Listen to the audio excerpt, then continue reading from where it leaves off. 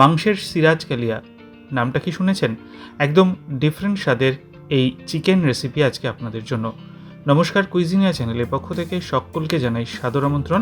আমাদের সবার channel কুইজিনিয়াকে subscribe করে পাশে থাকা বেল বাটন আর অল আইকন প্রেস করে রাখলেই সব নতুন ভিডিও নোটিফিকেশন আপলোড হওয়া মাত্র আপনাদের কাছে পৌঁছে যাবে।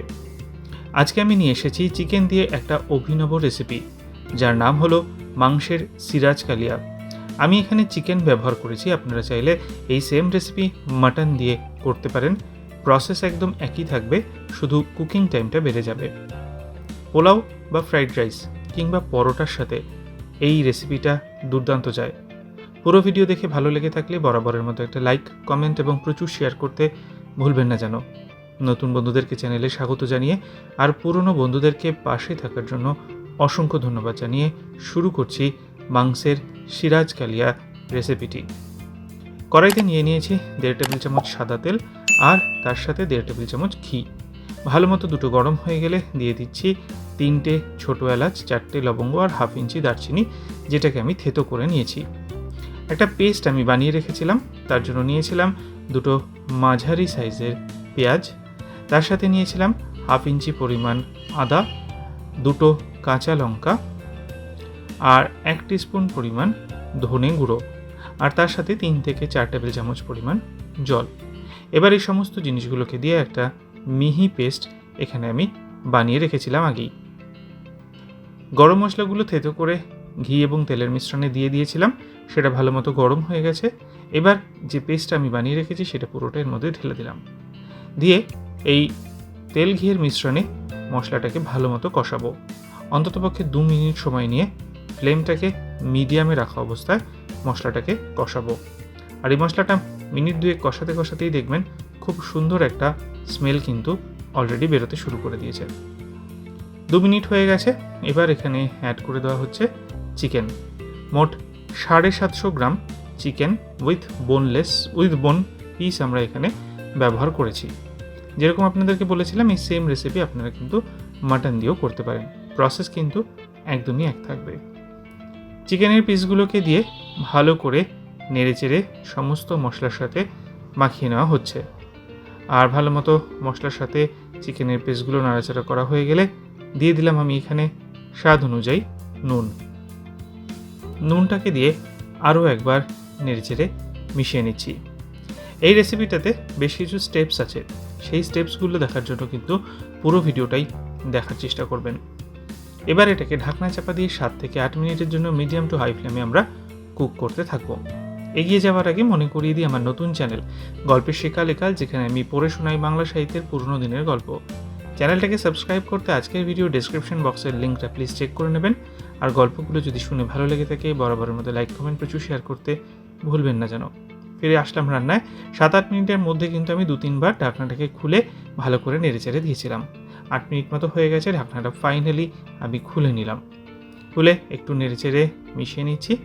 আর এবার আমি আগে আরেকটাও পেস্ট বানিয়ে রেখেছিলাম, তার জন্য নিয়েছিলাম 1.5 টিস্পুন পরিমাণ পোস্ত, 10টা কাজু বাদাম নিয়ে এগুলোকে আমরা প্রথমে শুকনো অবস্থায় গুঁড়ো করে রেখেছি। আর তারপর তাতে দিয়ে দিচ্ছি 1 টেবিল চামচ পরিমাণ কিশমিশ আর তার সাথে 1/4 কাপ পরিমাণ জল। আর সমস্ত জিনিসগুলোকে নিয়ে একটা মিহি পেস্ট আমি এখানে বানিয়ে রেখেছি। আমার এই মিক্সি জারটা পারচেস করতে চাইলে ডেসক্রিপশন বক্সে দেওয়া লিঙ্ক থেকে আপনারা কিন্তু ডাইরেক্ট পারচেস করতে পারেন। এবার এই মিশ্রণটা সম্পূর্ণটাই আমরা চিকেনের মধ্যে অ্যাড করে দেব, দিয়ে ভালো করে নেড়ে চেড়ে মিশিয়ে নেওয়া হচ্ছে। ভালো করে মিশিয়ে নেওয়ার পর আবারও একটা ঢাকনা চাপা দিয়ে 4 মিনিট সময় নিয়ে এটাকে আমরা মিডিয়াম ফ্লেমে কুক করতে দেব। 4 মিনিট হয়ে গেছে, ঢাকনাটাকে খুলে ফেলেছি, দিয়ে একটুখানি নেড়ে চেড়ে মিশিয়ে নিলাম। তারপর দিয়ে দিচ্ছি এখানে 2 কাপ পরিমাণ জল।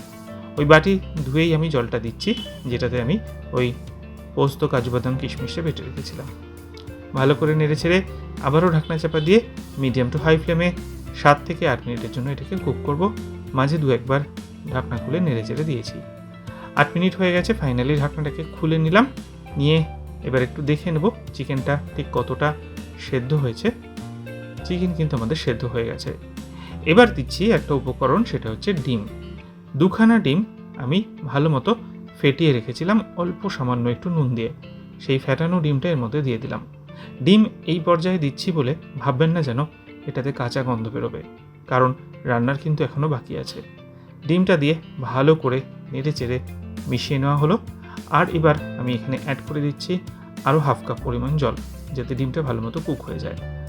একটু নেড়ে নিয়ে আবারও আমি ঢাকনাটাকে চাপা দিয়ে মিডিয়াম টু হাই ফ্লেমে 4 মিনিটের জন্য কুক করতে দেব। 4 মিনিট হয়ে গেছে, ঢাকনাটাকে খুলে নিলাম। এবার আরও একবার মিক্স করে নিচ্ছি। দুর্দান্ত সুন্দর একটা গন্ধ কিন্তু বেরোচ্ছে।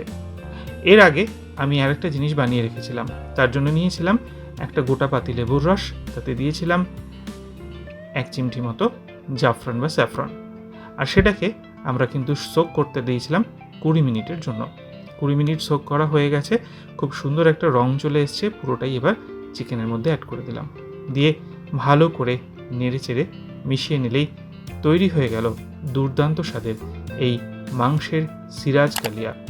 অতি অবশ্যই চিকেন বা মাটন যে কোনো একটা কিছু দিয়ে বানিয়ে ফেলুন, আর আমাকে কমেন্টের মাধ্যমে জানান কেমন লাগলো। যদি ভালো লেগে থাকে বরাবরের মতো লাইক, প্রচুর শেয়ার করতে ভুলবেন না যেন। যারা এখনও চ্যানেল কুইজিনেকে সাবস্ক্রাইব করেননি, অনুরোধ করবো চ্যানেলটাকে সাবস্ক্রাইব করে এই পরিবারের সদস্য হয়ে যাওয়ার জন্য। সবাই ভালো থাকবেন, সুস্থ থাকবেন। কমেন্টের মাধ্যমে রেসিপি রিকোয়েস্ট থাকলে সেটাও জানাবেন। আজ তাহলে এ পর্যন্তই, আবার দেখা হবে। নমস্কার।